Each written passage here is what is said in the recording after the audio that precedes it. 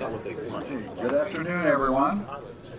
I do believe we have a quorum, so we'll call the meeting to order. And the first item is approval of minutes, which you also should have received prior. Are there any additions or corrections to the minutes?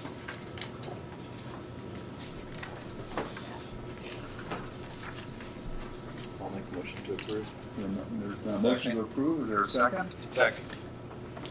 All in favor? Aye. Opposed? Minutes are approved. Okay, Dr. Bales, it's Yes. all yours. Okay.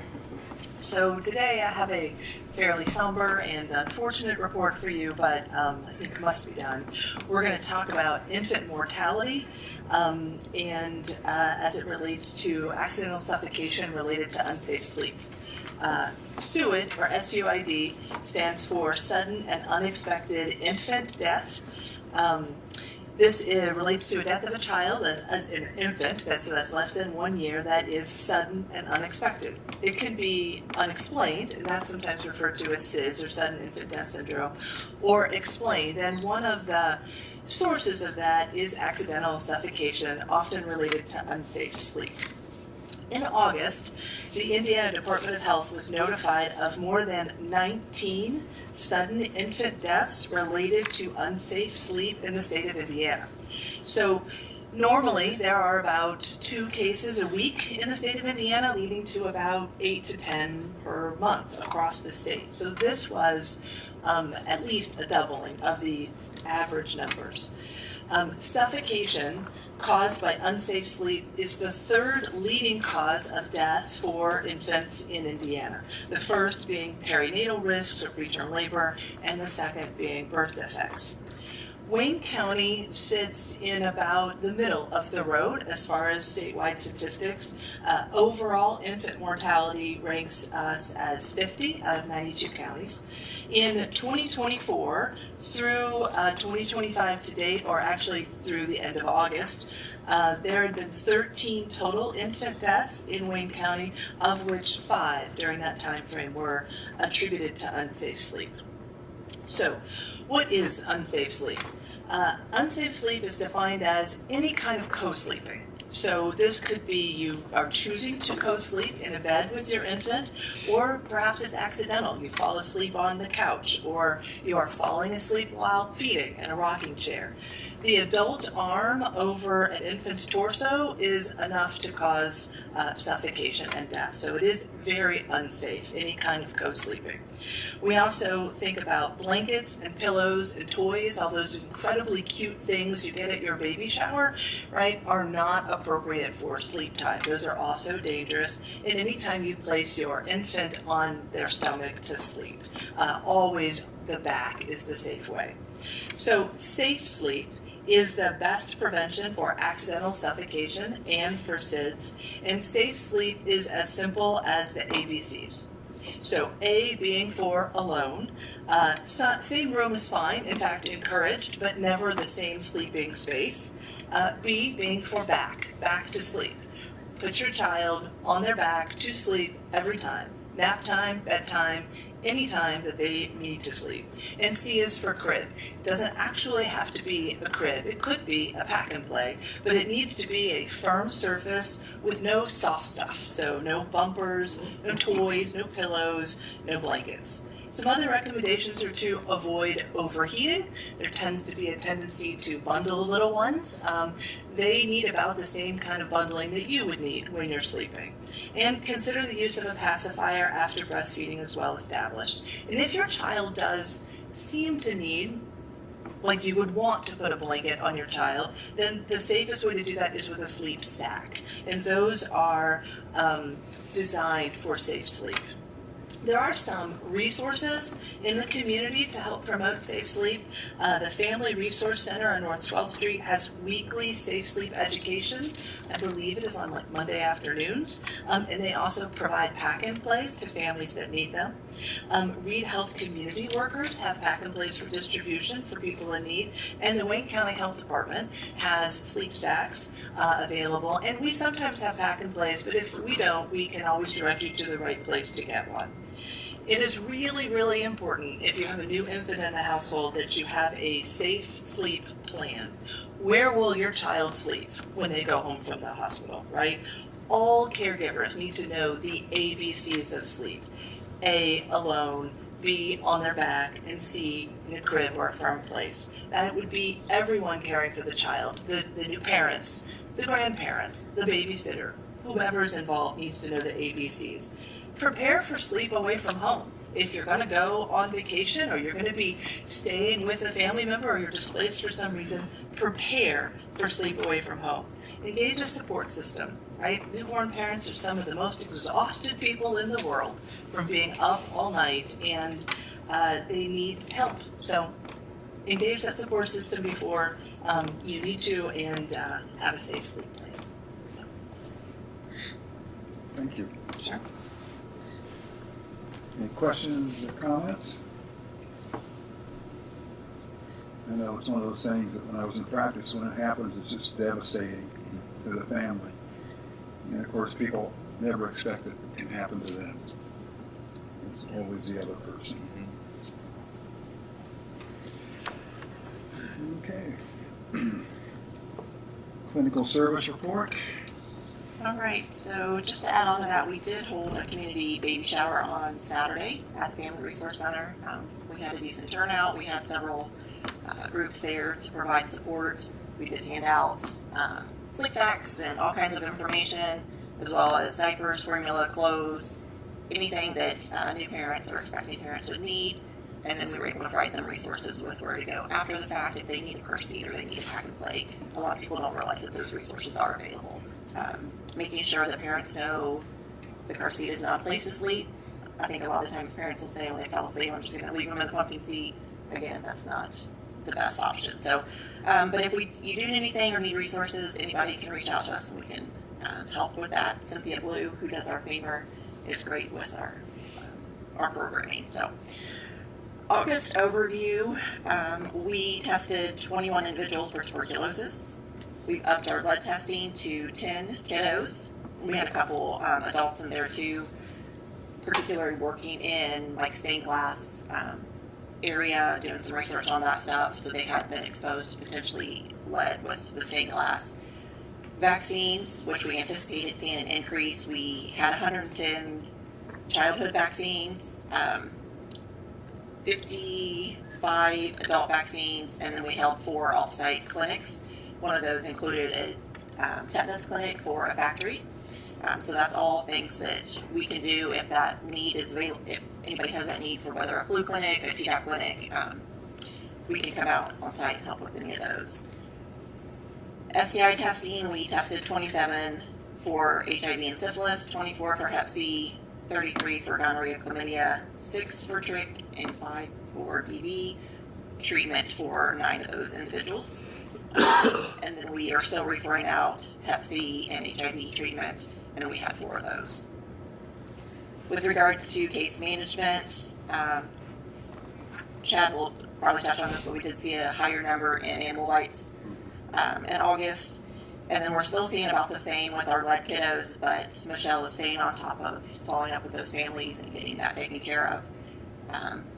We have had 2 in the last couple months that have gone to chelation because of the levels of their lead. So she's continuing to monitor that and work with those families. And we have been offering lead testing when we do outreach events too, just for individuals who might have concerns or maybe they didn't get it done at their PCP. Looking at social media updates, we're still seeing a good turnout there. We are down a little bit on our views, but we haven't had any real hitting topics lately, so we've been continuing to share information where we're going to be at any of our clinics coming up. Last month I did talk to the Kiwanis group. Chad and I went out and discussed what we do with them, had a great conversation. We appreciate them inviting us. We also had our VFC audit in August, which is our vaccines for children through the state. There were no issues found. They were very complimentary of our program. And then outreach, Gennaro is continuing to do his outreach in Union County, at the treatment center at Centerstone. as well as different community events like the shore event, overdose events, and then we have several coming up this month as well. So the only other thing I wanted to touch on, we will be starting flu vaccines before long, so look for that information to come out. I've been posting just some, hey, it's coming on Facebook, but we will be looking for that coming out, and then some additional guidance on COVID as well. That's still kind of up in the air, so that's kind of where we're at right now. Where do you think we stand on the COVID? Those over 65 are not supposed to need a prescription, but some is good. Yeah. We're still waiting on the what's considered an exemption, because right now the list is pretty large. Pretty much anything can fall under that exemption, but we're not positive if that's going to be the case going forward and if insurance is going to agree to pay. So. And then about, I think there are some places where they can get it if they have a prescription from their physician. Maybe if they've considered, the shared clinical decision from their. Is that something a nurse practitioner can do? Yeah. On site when they come in, just discuss it and see if it's needed, and could then approve a prescription. It's not actually a prescription. I mean, they're not going to actually write the prescription. It would just be noted as that. Yeah. From a provider. Mm-hmm. Yeah. The guidelines state that a PCP or a nurse practitioner or a PA or a nurse practitioner would fall under that. We did have an individual who called the other day and asked if we had him because they had scheduled an appointment at one of the pharmacies, and then they got a call back saying that their insurance wouldn't cover it, so they canceled their appointment. So I'm not positive. No one really has guidance, so I'm not positive what their decision was on why they did that. We're still waiting. And will we have the combined vaccine available? No. For the COVID and flu? No.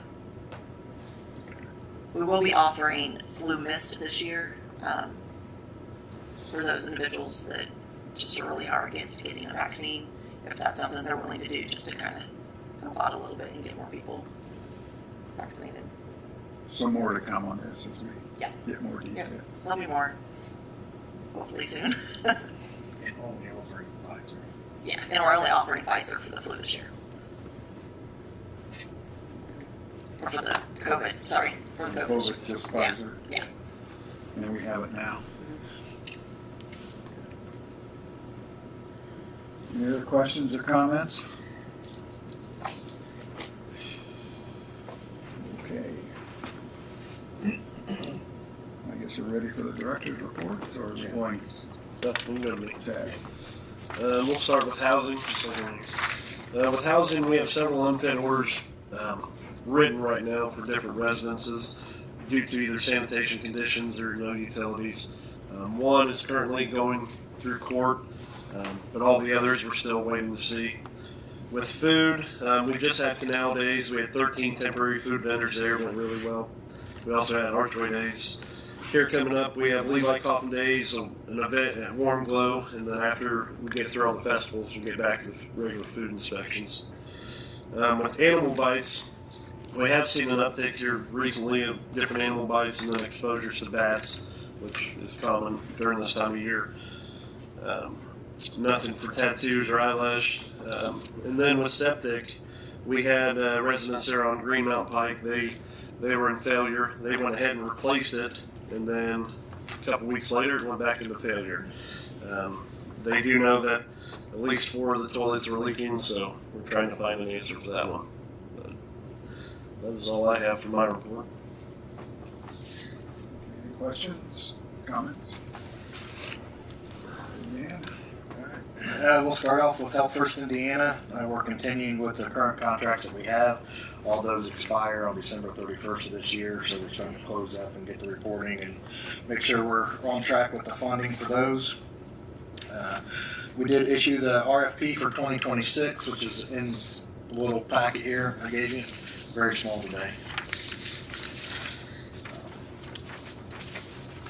So that has been advertised through the media, on our social media. It's been advertised with the state. It's in several different places. It will be for 30 days. So at the end of September is when it closes out, the end of business on September 30th. So in October, in the meeting in October, we'll ask the board to review all the proposals that were submitted. And then vote. So you'll have proposals, I'll give them to you literally the same day as I receive them.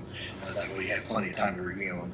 But the goal right now is to review and approve which proposals we're going to move forward with in the October meeting, and then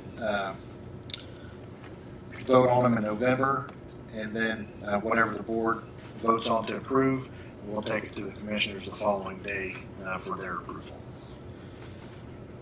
And then we should have the contracts out after that for the beginning of January.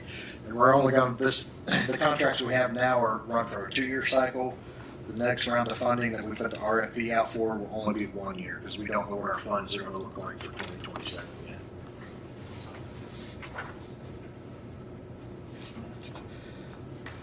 November's meeting falls on a holiday, so we have to make a decision whether we're going to meet before or after the 11th. So the 18th is open and the 4th is open as far as the November dates go. And I can send out an email to everyone and get their opinion. The decision doesn't have to be made today. I just wanted to put that on your radar. This is November meeting. Correct. Yeah. Yeah, the Veterans Day falls on the 11th, which is the second Tuesday. We'll have to move it up, or We could also discuss it next month. yes, yeah. I just want to put it out there on the radar, because that will be the meeting that the board approves the contracts at. We're on track with our 2025 budgets. We have no budgets that are in the negative other than the reimbursable grant, which essentially stays in the negative. And then the budgets are also on the packet here.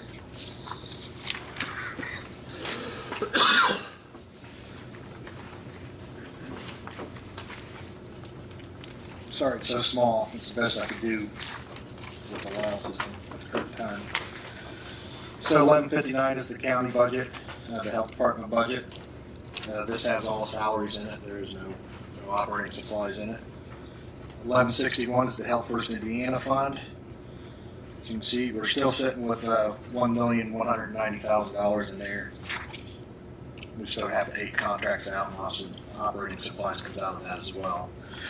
So I'm projecting that we will have a decent surplus, which is the reason for the RFP. That's the reason we was able to put out the RFP for next year's contracts. So, and again, that budget will be used for partnerships only. It's a little bit of operating supplies like vaccines and things of that nature, but everything from office supplies on down will be funded through other budgets. Health Maintenance Fund, this is a legacy fund. That is $739. That will be exhausted next time I pay claims. And health donations, that's $5,725. People can donate, but we've not had any donations, so that fund stays pretty consistent right there. We'll use it next year too to help fund some things. Local Health Trust is down there at $49.16. It's got $4,569 left. Again, that's another legacy fund. It will be exhausted here probably next time we pay claims as well. The Harm Reduction Community Fund is the fund that Reed had supplied us money for the syringe exchange, and they allowed us to keep it. So we have about $20,000 left in it. And then the 340B fund, 9165, we're sitting at about, $875,000 in it, and that will hopefully go up here soon. COAG grant, $254,000. Then 9175 is the FEMA, that's the reimbursable grant. That's why it's in the negative by $15,000. And then 9181 is the COVID vaccine reimbursement. That was a fund that we received $15 for every shot that we administered. That's how that fund was created. So it's we no longer receive that money, so that money will be exhausted next year. Are there any questions on the budgets themselves? This year's budget. And the changes I went over with the board last meeting on the 2 budgets that I took before council, those were updated, so those are as I presented to the board last meeting. So that's what council allowed me to update it in LAO at. So they're not approved, they're just in LAO now. They match our budgets. LAO is the financial software.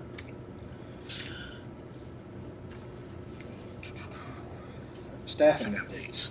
Council did approve the part-time physician assistant position. Rachel Brunfeld is her name, and she started last Wednesday. She's going to be a good fit, I believe. A really good fit. She's done the background, the drug screening, all that. She's passed all that. She is in good standing with Medicaid and Medicare, so she's going to fit in really well. Brittany did resign, so I've taken over the duties as far as paying the claims and reimbursing the grants and so forth. That's a position I will not fill in 2026. I'll just continue to take those duties. Program updates, renewal of the FEMA grant.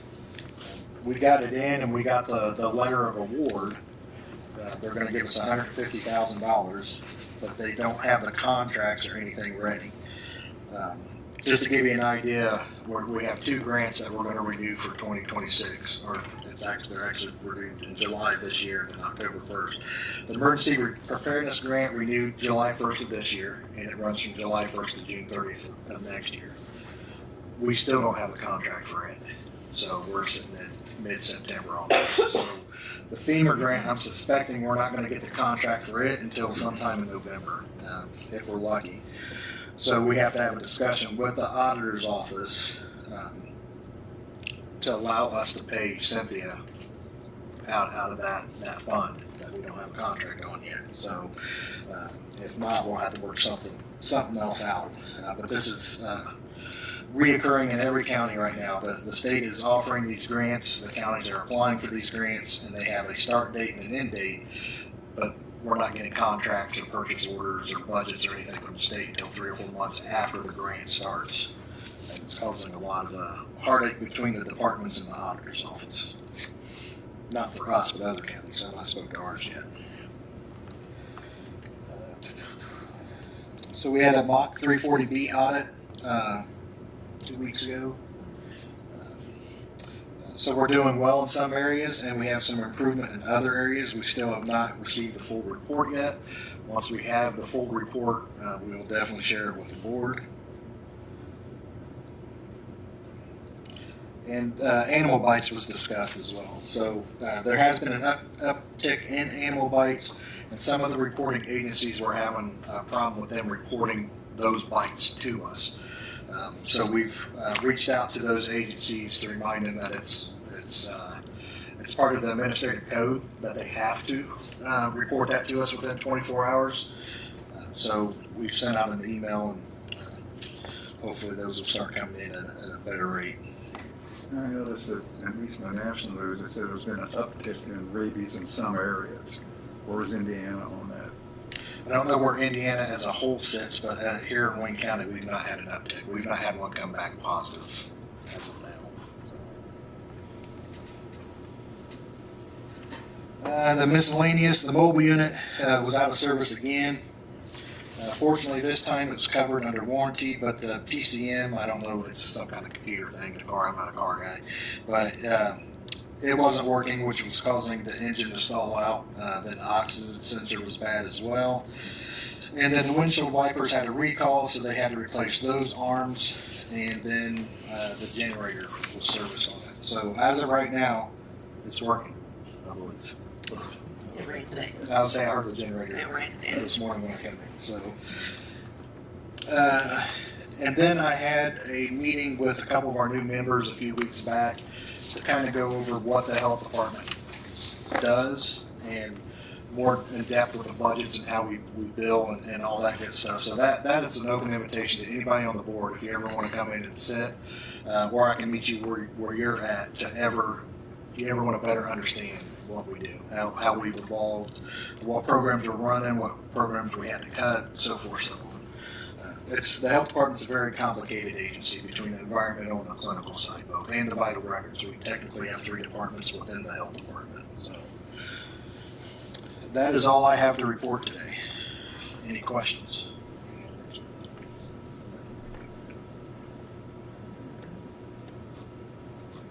Anything else anyone wants to bring up? I just want to say I appreciate meeting with Dan and his team. It was very informative, and I highly recommend even other departments that don't know what the health department does.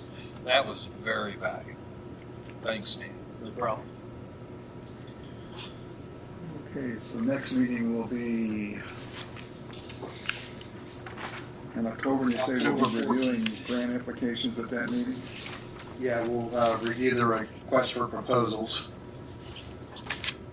and hopefully narrow down the ones we want to review in November for approval. So that'll be October 14th. 14th.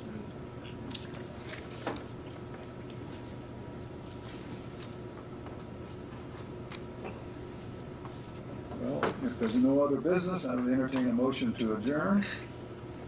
So moved. So moved. I'll second. All in favor? Aye. Opposed? Thank you, everyone.